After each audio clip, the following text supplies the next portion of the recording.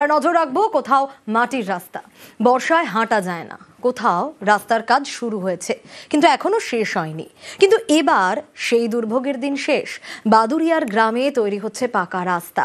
২০০ বছরে এই প্রথমবার পিংলায় থমকে থাকা রাস্তার কাজও শুরু হয়েছে।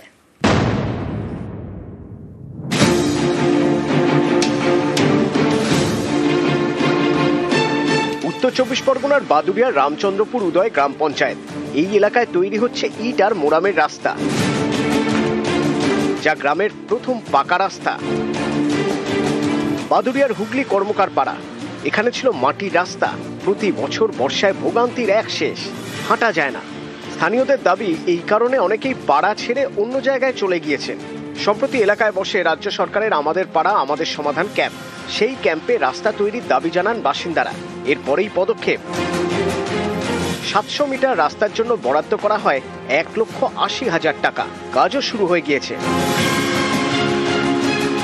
এটা সম্ভব হলো পাড়ায় সমাধান মাননীয় মুখ্যমন্ত্রীর যে একটা প্রকল্প এসছে, সেই প্রকল্পে আমরা পাড়ার সবাই মিলে সেখানে যাই এবং আমাদের যে মেম্বার আছেন ওনার সহযোগিতায় এবং মুখ্যমন্ত্রীর পাড়ায় সমাধান প্রকল্প কারণে আজকে এই রাস্তার কাজটা বাস্তবায়িত হয়েছে এবং আমরা সবাই খুব খুশি। আমাদের জননেত্রী মাননীয় মুখ্যমন্ত্রী যে প্রকল্পগুলো ঘোষণা করে, সেই প্রকল্পগুলো দ্রুত কার্যকর করার ব্যবস্থা করে। এটা রাস্তা আগস্ট মাসের ২ তারিখে পাড়ায় সমাধান প্রকল্প নিয়ে আসলো আর এখনই কাজ শুরু হয়ে গেল।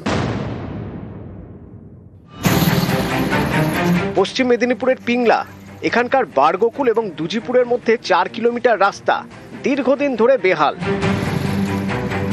গত বছর রাস্তা সংস্কারের কাজ শুরু হয়। এর জন্য পথশ্রী প্রকল্প থেকে বরাদ্দ করা হয় ১,৮৬,০০,০০০ টাকা। কয়েকদিন কাজ চলার পর বন্ধ হয়ে যায়। সম্প্রতি এই খবর দেখায় নিউজ ১৮ বাংলা। এরপরেই পদক্ষেপ। থমকে যাওয়া রাস্তার কাজ শুরু হলো পিংলায়। গোকুলপুর থেকে বেলার পর্যন্ত যে রাস্তাটি হওয়ার কথা ছিল, সেই মতো অবস্থায় ওই গুটি ফুটি পড়েছিল। বর্তমানে কাজটি শুরু হয়েছে। নিউজ ১৮ বাংলাকে আমাদের এই গোকুলপুর গ্রাম বা এই সমস্ত পথযাত্রীর পক্ষ থেকে অসংখ্য ধন্যবাদ জানাই।